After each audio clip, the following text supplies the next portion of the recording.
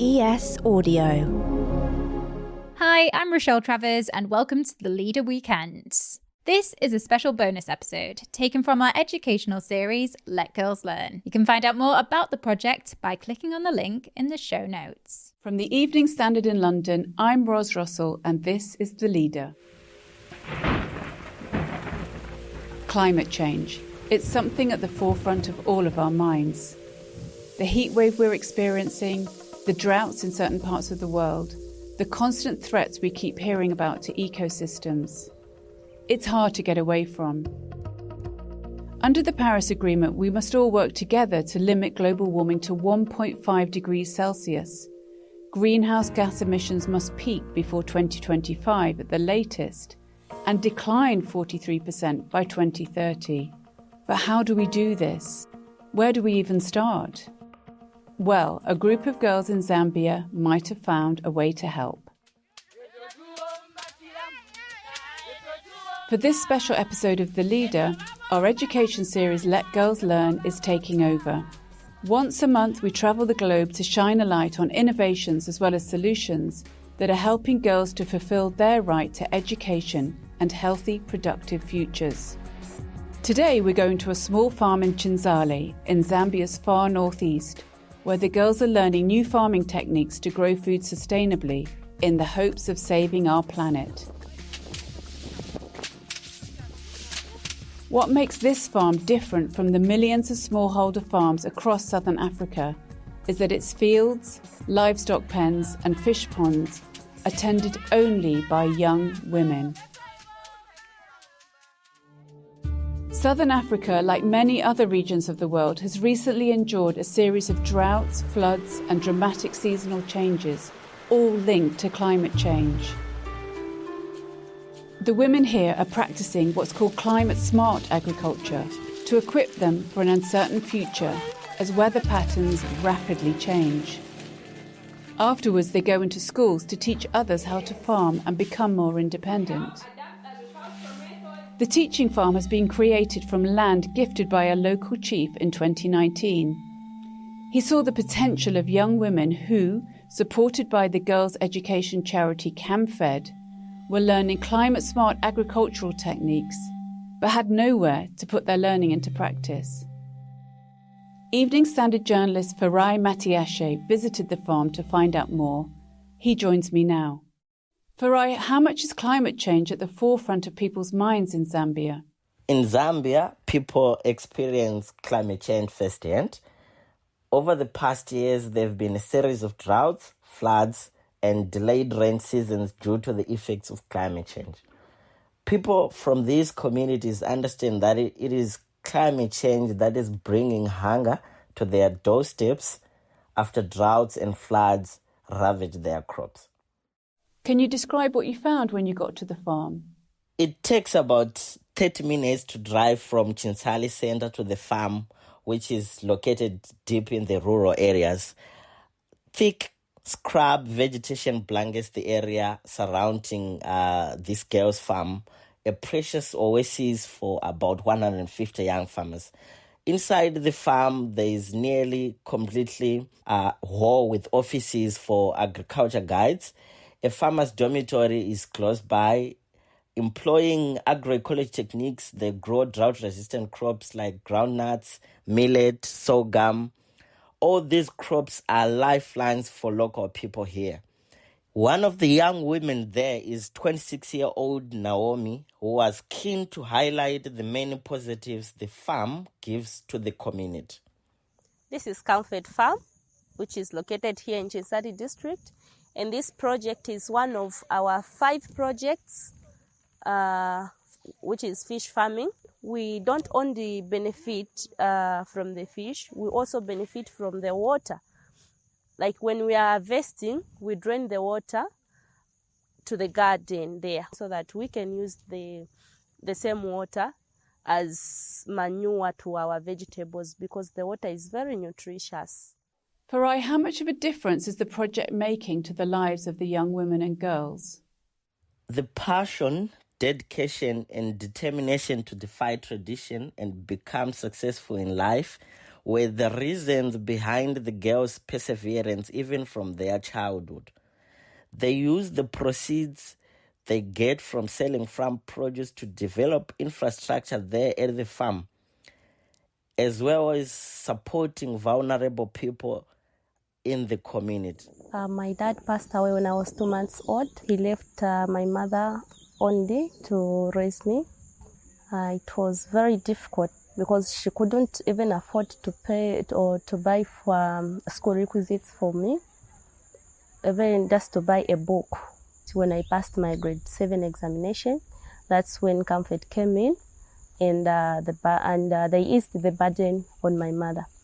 After I completed in December the same year, 2016, I joined Comfort Association. We were working together, doing charity works, helping vulnerable children.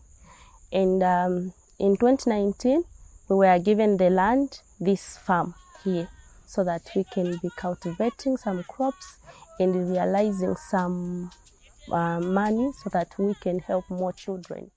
What the girls there in Chinsali are doing is so inspiring.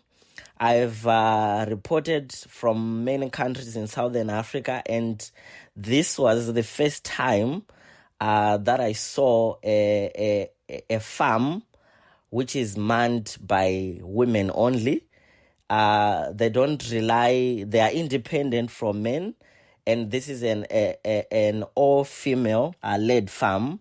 What the girls are doing there is so inspiring. I was inspired, like, if the girls deep in the rural of Zambia are doing this, how about me, who is coming from an urban background? The girls they experience firsthand the effects of climate change, but they are finding solutions to their own problem.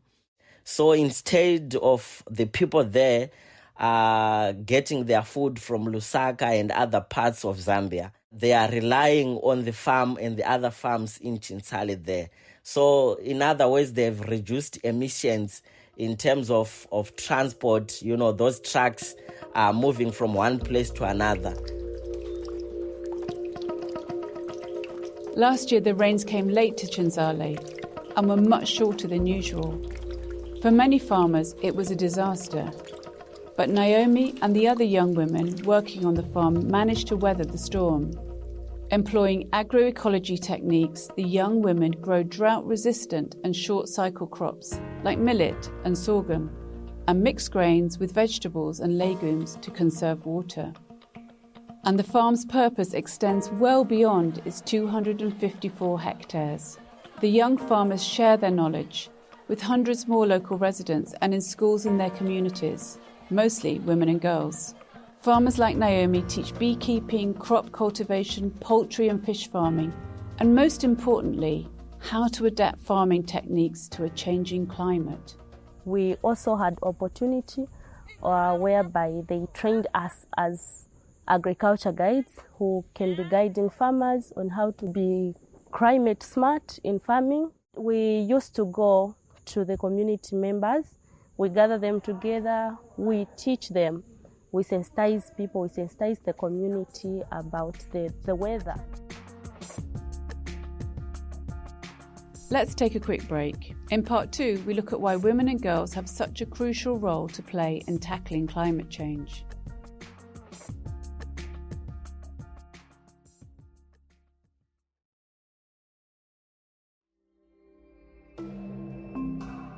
In 2019, a special report from the Intergovernmental Panel on Climate Change estimated that agriculture is directly responsible for up to 8.5% of all greenhouse gas emissions, with a further 14.5% coming from land use change, which is mainly deforestation in the developing world to clear land for food production.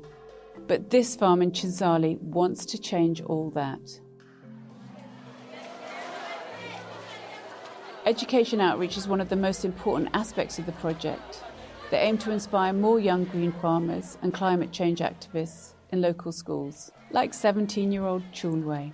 Climate Smart Agriculture Program, this is something that has been brought to us by the KAMA members. Yes, they're teaching us as a school, and things that we've been learning about under climate smart agriculture, been learning about different things and how we can manage the environment despite the climate change. Like, for example, we were told about afforestation, and that's something that we have been practicing as girls around. At this local high school, the girls have established a tree planting project in their community to combat the loss of trees for charcoal burning. 16-year-old Kundananji explains. Mostly on deforestation, we have been learning that it's really bad to our community because it's caused by cutting of trees, and mostly people cut down trees for charcoal burning, which doesn't fit for other people, like for those having asthma. And we've learned that we need trees for our crops to be growing well, so that we can produce more food for our community and for us specifically. The work on climate change taking place in this quiet corner of Zambia has an even wider resonance. Research has shown that climate change is deepening poverty among women, increasing gender-based violence, and threatening girls' access to education, as hunger forces them to drop out of school and into early marriage. But because women and girls traditionally act as stewards of household and natural resources, there are benefits for the climate when they're supported to apply new agricultural techniques on a wider scale. UN figures show that women-led farms typically see crop yields 20 to 30% higher. Projects like the one at Chinsali farm are unlocking this potential. Young farmer Naomi's mother, Elizabeth, is proud of what her only daughter has achieved. My feeling about what she does is that I am filled with so much happiness. When I see her educating the community and being engaged by officials to educate others, that makes me feel very proud of her. And Naomi's ambition doesn't end there. I also want to have a school. That school, I'll be teaching children about climate smart, about climate change, so that even when they finish their education, then they can become independent through farming.